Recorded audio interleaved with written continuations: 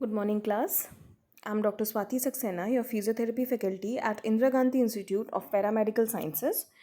तो हम अपने लास्ट वीडियो में फ्रोज़न शोल्डर के बारे में पढ़ रहे थे। तो उसमें हमने पढ़ा था कि फ्रोज़न शोल्डर क्या होता है, किस तरह से होता है, उसमें क्या क्या क्लिनिकल स्टेजेस होती हैं और वो किस तरह से उसकी स्टेजेस के हिसाब से पेशेंट पे अफेक्ट करता है। आज हम उसके आगे के बारे में पढ़ेंगे कि क्या क्या फंक्शनल इम्पेयरमेंट्स होती हैं, पेशेंट को क्या क्या प्रॉब्लम्स होती हैं। उसके बाद पेशेंट्स के साथ फिजियोथेरेपिस्ट क्या क्या ट्रीटमेंट कर सकता है, फिजियोथेरेपिस्ट को क्या क्या फिजियोथेरेपी ट्रीटमेंट प्रोवाइड करना चाहिए पेशेंट को सो that he can get relief from frozen shoulder. तो आइए हम स्टार्ट करते हैं। तो जहाँ से हमने ख़त्म किया था वहीं से आज हम दोबारा से शुरू करते हैं। तो दिस इज़ द ग्राफ जो अभी हमने पढ़ा था। आई होप ये ग्राफ आप सबको बहुत अच्छी तरह से समझ में आ गया होगा। उसके आगे से आज हम देखते हैं common structural and functional impairments. तो क्या क्या कॉमनली आपको स्ट्रक्चरल या फंक्शनल इम्पेयरमेंट्स मिलेंगी फ्रोजन शोल्डर के पेशेंट में। नाइट पेन होगा पेशेंट को शोल्डर पेन की वजह से, जिसकी वजह से वो रात में सो नहीं पाएगा और उसकी स्लीप डिस्टर्ब्ड रहेगी।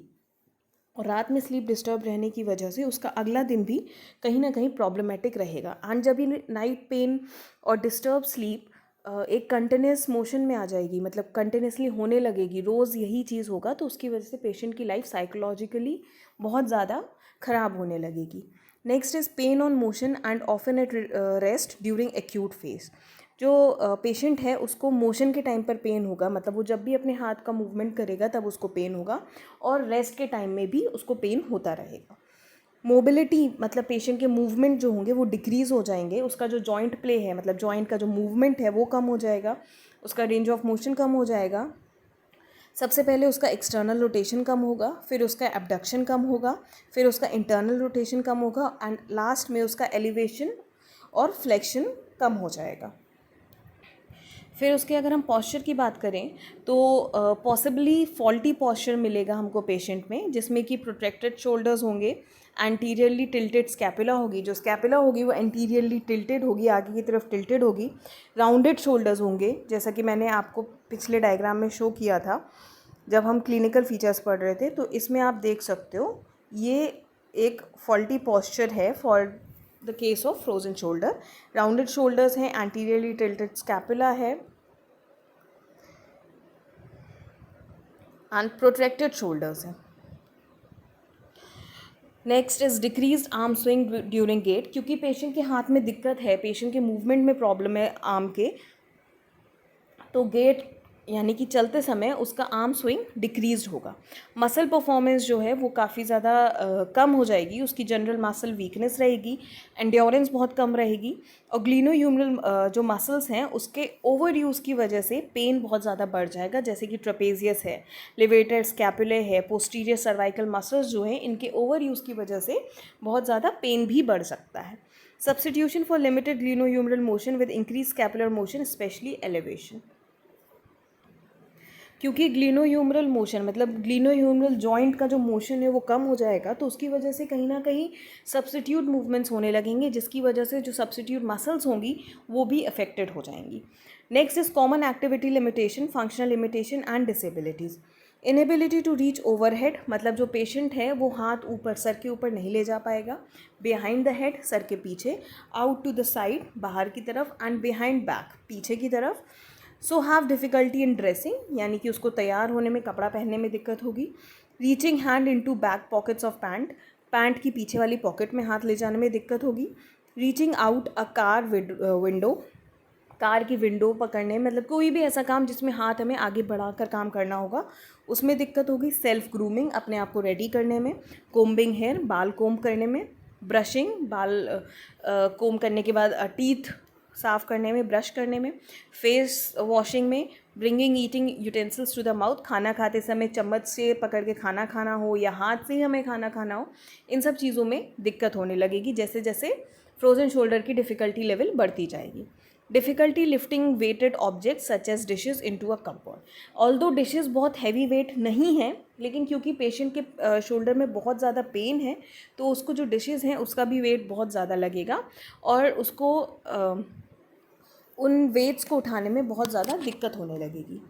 Limited ability to sustain repetitive activities, patient को कोई भी रिपीटेटिव एक्टिविटीज़ को देर तक करने में बहुत ज़्यादा दिक्कत होगी। दिस डायग्राम शोज़ यू कि कौन कौन से मूवमेंट्स में पेशेंट को बहुत ज़्यादा दिक्कत होती है। तो ये बिहाइंड द हेड एक्टिविटी है ए में, देन बी में बिहाइंड द बैक एक्टिविटीज़ हैं जो पेशेंट को करने में दिक्कत होगी, और सी में यू कैन सी कि पेशेंट को ऑपोजिट शोल्डर साइड मूवमेंट्स में प्रॉब्लम आ रही है, जैसे कि अगर उसको ऑपोजिट साइड की मूवमेंट का कोम्बिंग करना है तब। नेक्स्ट हमारा है रेडियोलॉजी, मतलब अगर हम पेशेंट की रेडियोलॉजी कराते हैं, एक्सरे करवाते हैं, तो हमें क्या मिलेगा। In frozen shoulder the X-ray is usually normal. जो पेशेंट का एक्सरे होगा वो नॉर्मल होगा। Nothing is seen in X-ray, X-ray में कुछ भी नहीं दिखाई देगा। इन फ्यू केसेस स्क्लेरोसिस में be seen on outer edge of the greater tubercle. कुछ केसेस में स्क्लेरोसिस दिख सकता है ग्रेटर ट्यूबरकल के एजेस पे।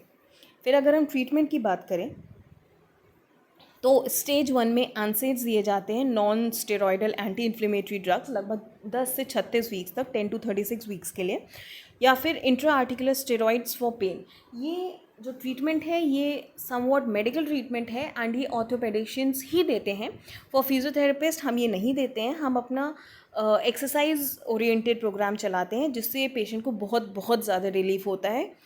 तो स्टेज 2 में exercises both active and passive are gradually started, followed by US that is ultrasound therapy, heat and shoulder wheel exercises. heat therapy देते हैं either by SWD, moist heat, hydrocolators, इससे हम दे सकते हैं। then उसके साथ में shoulder wheel exercises भी करवाते हैं। manipulation is also done. manipulation is important so that we can break the adhesion between the joint. जो कैप्सूल में अडेशन हुआ है, जैसा कि इसका नाम है अडेसिव कैप्सुलाइटिस, अडेशन की वजह से जो मूवमेंट रिस्ट्रिक्शन हुआ है जिसकी वजह से पेन स्टार्ट हुआ है, उस अडेशन को ब्रेक करने के लिए और पेन को रिड्यूस करने के लिए मैनिपुलेशन भी दिया जाता है। Stage 3 active and passive exercises, SWD and UST, मतलब एक्टिव और पैसिव एक्सरसाइजेज करी जाती हैं, SWD दिया जाता है और UST दिया जाता है। Next is physiotherapy management. तो फर्स्ट ऑफ ऑल हम ये देखेंगे फिजियोथेरेपी मैनेजमेंट में कि हम किस एम को लेकर कौन सी मोडालिटी लगाएंगे, मतलब हमारा इंटरवेंशन हमें किस एम को अचीव करने के लिए किस तरह का इंटरवेंशन फॉलो करना है। तो first of all is are control pain, oedema and muscle guarding. सबसे पहले हमें पेन को कंट्रोल करना है, सूजन को कम करना है और मसल की गार्डिंग को कम करना है। तो इसके लिए जॉइंट में भी immobilise to provide rest and minimise pain. जो जॉइंट है उसको इमोबिलाइज रखना होगा, उसको रेस्ट पे रखना होगा और पेन को रिड्यूस रखना होगा। इंटरमिटेंट पीरियड्स ऑफ पैसिव और assisted motion within the pain free range of motion and gentle joint oscillation techniques to minimise adhesion formation. मतलब इंटरमिटेंट पीरियड्स ऑफ पैसिव और असिस्टेड मोशंस, मतलब हमें जो passive movements कराने हैं या assisted movements कराने हैं वो एकदम रेगुलर बेस पे कराने हैं और इंटरमिटेंट पीरियड्स पे कराने हैं, मतलब कुछ टाइम छोड़ कर फिर कराने, जैसे थ्राइस अ डे करा सकते हैं, ट्वाइस अ डे करा सकते हैं according to the patient condition. Let me make you very clear at this condition कि हमारा कोई भी पेशेंट होता है, हो सकता है दो लोगों को दो सिमिलर प्रॉब्लम हो, सपोज फ्रोजन शोल्डर हो, बट फिर भी दोनों लोगों के फ्रोजन शोल्डर में बहुत ज़्यादा अंतर हो सकता है। तो for a physiotherapist every patient is different even with the same disease. तो हमें हर पेशेंट का फिजियोथेरेपी प्रोटोकॉल उस पेशेंट की प्रॉब्लम के हिसाब से दोबारा से डिज़ाइन करना है और उसी को उसी हिसाब से फॉलो करना है। हम सेम प्रोटोकॉल हर पेशेंट पे रिपीट नहीं कर सकते। तो वी हैव टू सिलेक्ट कि हमें कौन से पेशेंट पे किस तरह की फिजियोथेरेपी करनी है, उस पर कौन कौन सी एक्सरसाइजेस करनी है, उसको कौन कौन सी मशीन्स लगानी है। तो इसके साथ ही हमें जॉइंट ऑस्किलेशन टेक्निक्स जैसे कि मैनिपुलेशन वो हमें करना है एडेशन रिड्यूस करने के लिए। Gentle soft tissue mobilisation to the cervical and periscapular muscles में improve patient comfort and minimise guarding. Soft tissue का मोबिलाइजेशन करना है सर्वाइकल और पेरिस्कैपुलर रीजन का। पेरिस्कैपुलर मतलब स्कैपुला के पीछे वाली जो मसल्स है, स्कैपुलर के अगल बगल की जो मसल्स है उन मसल्स का, और सर्वाइकल की मसल्स का हमें सॉफ्ट टिश्यू मोबिलाइजेशन करना है, जिसको हम मसाज थेरेपी भी बोलते हैं जी। इससे जो पेशेंट है उसको एक तो कंफर्ट लेवल उसका बढ़ेगा, दूसरा उसका पेन रिड्यूस होगा एंड उसको रिलैक्सेशन की फीलिंग होगी, वो रिलैक्स रहेगा। Next is maintain soft tissue and joint integrity and mobility. मतलब सॉफ्ट टिश्यू जो सॉफ्ट टिश्यू है यानी कि जो मसल्स हैं, टेंडन्स हैं, लिगामेंट्स हैं, इन सब की मोबिलिटी को मेंटेन रखना है और जॉइंट की इंटीग्रिटी को मेंटेन रखना है। इसके लिए passive range of motion which is then progress to active range of motion. शुरुआत हम पैसिव रेंज ऑफ मोशन से करेंगे जो कि आगे चल के एक्टिव रेंज ऑफ मोशन में कन्वर्ट होगा।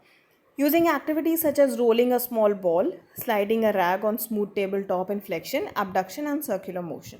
मतलब हम इसके लिए अलग अलग तरह की एक्टिविटीज़ करा सकते हैं, जैसे कि टेबल के ऊपर पेशेंट को बोलेंगे आउट स्ट्रेच हैंड करके रोल करना है उसको, और एबडक्शन करवा सकते हैं, सर्कुलर मोशन करवा सकते हैं, पैसिव जॉइंट डिस्ट्रैक्शंस करवा सकते हैं।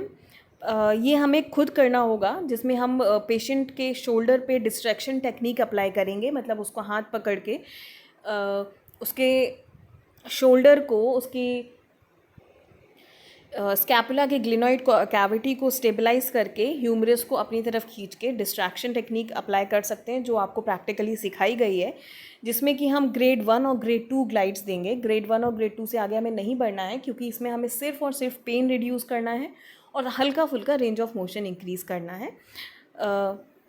और ये सब हमको pen free range of motion में करना है। नेक्स्ट इज पेंडुलम एक्सरसाइजेज, या फिर इसको हम कॉर्डमैन्स एक्सरसाइजेज भी बोलते हैं। The effect of gravity to distract the humerus from glenoid fossa, help relieve pain through gentle traction and oscillating movements and provide early motion of joint structures and synovial fluid. जितना ज़्यादा हम उसको कॉर्डमैन exercises करवाएंगे या pendulum exercises करवाएंगे, उतना ही ज़्यादा patient की रेंज ऑफ मोशन इंक्रीज़ होगी और उसके जो सॉफ्ट टिश्यूज़ हैं उनका मैनिपुलेशन होगा और साइनोवियल फ्लूइड का भी मूवमेंट क्लियरली होगा। साइनोवियल फ्लूइड का मूवमेंट इजीली होना इसलिए ज़रूरी है क्योंकि it provides nutrition, it provides frictionless movement at the joint. तो इसलिए this type of exercise, Codman's exercise, is very important.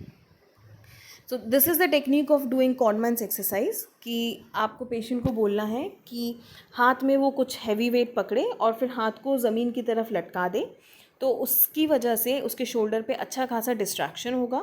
Second picture shows कि वो उसी में सर्कुलर मूवमेंट भी कर सकता है। थर्ड पिक्चर शोज़ कि उसी में वो पेंडुलर मूवमेंट भी कर सकता है। जैसा कि आप इस डायग्राम में देख रहे हो, पेंडुलर मूवमेंट से कितना ज़्यादा रेंज ऑफ मोशन बढ़ रहा है पेशेंट का। Next is general muscle setting to all muscle groups of the shoulder. A muscle is contracted with slight manual resistance is applied. This stimulates muscle contraction without provoking pain. तो इससे क्या होगा, जो patient का muscle contraction है वो increase होगा, एक तरह के आइसो मेट्रिक एक्सरसाइज हो जाएगी जो कि पेन भी प्रोवोक नहीं करेगी। These are the simple exercises which can be done in frozen shoulder such as pendulum stretch. This is again a type of Codman exercise. Next is arm circle, ये योगा में usually लोग करते हैं। Then this is armpit stretch, इससे patient के armpit पे stretch आएगा। This is shoulder flexion, ये आप पुली से कर सकते हो, आइदर दिस पुली और T pulley. I would prefer T pulley, क्योंकि टी पुली में पेशेंट को एक अच्छा मोमेंटम मिल जाता है, पेशेंट को अपनी तरफ से बहुत कम फोर्स लगाना पड़ता है, because patient is usually in pain. Patient already pain में है और उसको अगर हम इस तरह से टी पुली करवाएंगे तो हो सकता है कि उसका पेन एग्रेवेट हो जाए। That is why T pulley ज़्यादा प्रेफरेबल रहेगी। Then next is cross body arm stretch, जैसा कि इस डायग्राम में आप देख रहे हो, क्रॉस बॉडी आर्म स्ट्रेच करा सकते हैं, टावल स्ट्रेच करा सकते हैं। It is very important for the back hand movements, तो ये कराना बहुत ज़्यादा ज़रूरी है। नेक्स्ट हमारा है maintain integrity and function of associated regions. Complex regional pain syndrome is a complication after shoulder injury और इमोबिलिटी। जब शोल्डर में कोई भी इंजरी होती है या इमोबिलिटी होती है तो उसकी वजह से complex regional pain syndrome develop हो जाता है। मतलब जो उसका शोल्डर है उसमें काफ़ी ज़्यादा पेन रहने लगता है, and it is because of complex regional pain syndrome. तो it is a complication which is seen mainly after shoulder injuries. Additional exercises such as having the patient respectively squeeze a ball or other soft object may be given for the hand. Patient को अलग से exercises के लिए हम उसको ball squeezing बता सकते हैं, कोई सॉफ्ट ऑब्जेक्ट को स्क्वीज़ करना बता सकते हैं। These are the additional exercises जो आप पेशेंट को अपने पास इन द क्लिनिक करा सकते हो या पेशेंट को होमवर्क के तौर पर घर पे करने के लिए दे सकते हो। But you have to tell the patient कि ये आपको सुबह शाम दिन में ज़रूर करना है। Patient is educated about proper positioning, patient को उसकी प्रॉपर पोजीशनिंग के बारे में बताना बहुत ज़रूरी है, because again a improper position could lead to another deformity और अ डिजीज़ और a disorder. Range of motion exercise of the elbow, elbow की exercises range of motion actively जो पेशेंट करेगा बहुत ज़रूरी है, फोर आर्म की, रिस्ट की एंड फिंगर्स की सेवरल टाइम्स अ डे। ये इसलिए ज़रूरी है क्योंकि पेशेंट का शोल्डर ऑलरेडी इमोबिलाइज्ड है, उसकी वजह से ऐसा ना हो कि पेशेंट का एल्बो, रिस्ट, फोर आर्म और बाकी के जॉइंट्स उसके उस हाथ के इमोबिलाइज हो जाएं, क्योंकि शोल्डर से वो काम नहीं कर पा रहा है तो ही विल बिहेव लाइक वो उस हाथ को बिल्कुल यूज़ नहीं करेगा। तो उस हाथ की मोबिलिटी मेंटेन रखने के लिए उसके सारे जॉइंट्स की मोबिलिटी इंपॉर्टेंट है। पेशेंट इज शोल्डर इमोबिलाइजेशन को हम अवॉइड करेंगे। शोल्डर इमोबिलाइजेशन तभी करेंगे जब पेशेंट को बहुत ज़्यादा सीवियर पेन होगा। एक्टिव और gentle resistive range of motion, हमें एक्टिव या gentle resistive range of motion prefer करना चाहिए। पेशेंट अगर खुद करने लायक है तो वी शुड मोटिवेट हिम और her to do it actively. If oedema, elevate the patient's hand above the level of heart whenever possible. अगर सूजन बढ़ रही है तो पेशेंट का हाथ उसके हार्ट लेवल से ऊपर लेके जाना है to decrease swelling. Cervical range of motion, active, passive, joint mobilisation, soft tissue mobilisation should also be considered.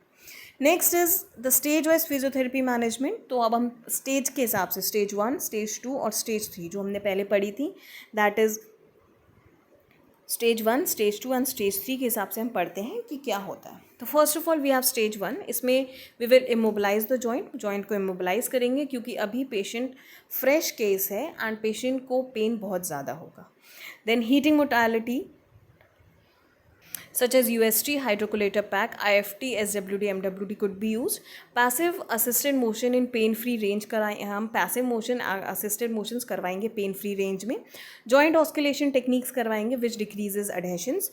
Tissue mobilization is important like cervical and periscapular muscles की. Passive range of motion of all range that is pain free motions. Active range of motion, flexion, abduction and circular motions are important. Passive joint distraction, glide grade 1 and grade 2. मैंने अभी आपको शुरू में भी बताया कि जब भी आप joint distraction करवाओगे और उसमें मोबिलाइजेशन करोगे तो ग्रेड 1 और ग्रेड 2 पे ही करोगे, बिकॉज अभी आपको सिर्फ उसका पेन डिक्रीज करना है और हल्का सा रेंज ऑफ मोशन बढ़ाना है. Codman exercises which are pendulum exercises, they are also to be done. Rhythmic contractions are to be performed. Then comes a stage 2. इसमें self assisted range of motion techniques होंगी, मतलब patient की self assisted exercises हमें करानी है जिसमें वो आप सिर्फ असिस्ट करोगे और पेशेंट करेगा.